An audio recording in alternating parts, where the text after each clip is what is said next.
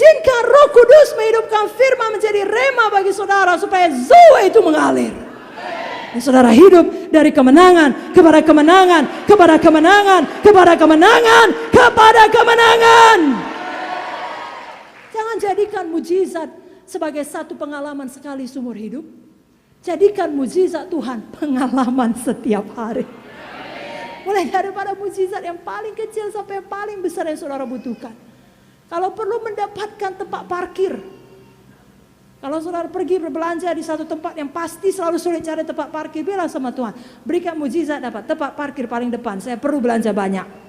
Tidak ada yang bantu saya Tuhan, saya ibu rumah tangga Tuhan, tolong Tuhan, kasih Tuhan. Amin saudara. Kenapa? Karena Roh Kudus menjadikan rema ayat firman yang berkata, mintalah maka akan diberi. Ketuklah pintu akan dibukakan. Carilah maka akan mendapat. Jadi rema dia. Lalu saudara jalani hidup dengan sukacita. Dan Zoe mengalir. Saudara berkata, kemanapun aku pergi hari ini Tuhan, aku berhasil dan beruntung. Karena itu firman. Jadi rema. Lalu saudara lihat, saudara pergi belanja. Pas pada jam saudara pergi, diskon besar-besaran. Barang masih baik. Kasih Tuhan keinginan hati saudara. Selama ini lewat tidak pernah diskon. Tuhan tidak ada masalah bagi dia menyembuhkan penyakit kanker yang paling sulit, memberikan diskon sama Tuhan sama saja. Dia sayang pada kita. Yang menjadi persoalan, percayakah saudara dia sayang pada saudara? Apakah masuk dalam pikiran saudara menjadi rema bagi saudara?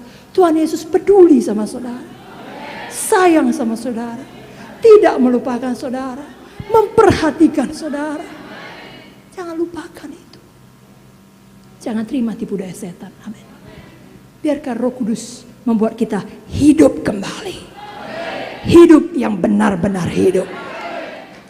Saya bacakan Yehezkiel 37 ayat 14. Yehezkiel 37 ayat 14. Aku akan memberikan rohku ke dalammu. Puji Tuhan. Sehingga kamu hidup kembali.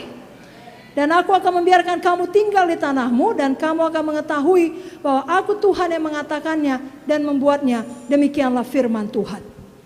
Jadi walau banyak aniaya, banyak tekanan, kita hidup. Hidup yang betul-betul hidup. Hidup dalam sukacita. Jadi memang aniaya datang saudaraku. Karena Tuhan Yesus sendiri pun mengatakan di dunia ini kita akan mengalami banyak tekanan dan aniaya. Yohanes 16 ayat 33 salah satu ayat dalam Alkitab juga mengatakannya. Dalam dunia kamu menderita penganiayaan, tetapi kuatkanlah hatimu. Kalau dalam bahasa Indonesia sehari-hari Yohanes 16 ayat 33 dituliskan, di dunia ini kalian akan menderita, tapi tabahkan hati kalian. Jadi jangan membuat penderitaan, tekanan begitu besar sehingga kita kehilangan semangat, kehilangan harapan. Sekali lagi, jangan seperti orang Israel yang tertulis dalam Yehezkiel 37 ayat 11. Yehezkiel 37 ayat 11. Firman-Nya kepadaku, hai anak manusia, tulang-tulang ini adalah seluruh kaum Israel. Sungguh mereka sendiri mengatakan, tulang-tulang kami sudah menjadi kering, pengharapan kami sudah lenyap, kami sudah hilang. Tapi lihat apa yang terjadi, Tuhan dapat menghidupkannya kembali. Dalam ayatnya yang ke-10, Yehezkiel 37, dikatakan, lalu aku bernubuat seperti yang diperintahkannya kepadaku, dan nafas hidup itu masuk di dalam mereka, sehingga mereka hidup kembali. Mereka menjejakkan kakinya suatu tentara yang sangat besar. Jadi pemulihan daripada Tuhan selalu lebih baik dari kehidupan kita yang sebelumnya. Inilah kuasa Zoe. Kehidupan baru yang lebih luar biasa. Terimalah pada hari ini. Terimalah tiap hari dalam kehidupan kita. Terimalah kuasa firman. Terimalah kuasa Roh Kudus. Terimalah Zoe yang menghidupkan saudara. Zoe oleh Roh Kudus. Amin saudaraku. Zoe dari firman dan kuasa Roh Kudus akan membuat seseorang berubah sungguh-sungguh. Akan membuat saya berubah, saudara berubah, kita berubah. Keinginan kita berubah. Kebiasaan kita berubah. Itu sebabnya ada banyak kesaksian. Saya akan berikan beberapa kepada saudara untuk menguatkan saudara dan meneguhkan saudara. Seorang hamba Tuhan bercerita bahwasanya ada seorang kriminal yang sangat suka berbuat jahat. Dan hatinya sangat keras, ucapannya sangat kasar.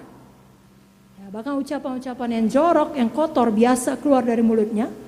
Lalu kemudian dalam satu perkelahian yang diakibatkan oleh karena dia mabuk dan dikuasai narkoba, dia membunuh lawannya. Oleh karena dia membunuh, lawannya itu sudah mati, dia harus dihukum di penjara. Namun kemudian singkat cerita, ada yang melayani dia selamat di penjara, puji Tuhan. Dia menerima kelahiran yang baru. Dan tahukah Bapak Ibu Saudara, itulah saat, seperti yang kita pelajari tadi, Zoe tadi masuk ke dalam dia. Kehidupan Tuhan, Roh Kudus masuk ke dalam hatinya. Dan Zoe itu berkuasa mengubahkan dia. Yang tadinya begitu keras, begitu kasar, begitu jahat, begitu kotor. Tindak tanduknya mulai berubah. Perangainya mulai berubah. Dia mulai suka membaca Alkitab. Dia mulai suka membaca buku-buku rohani.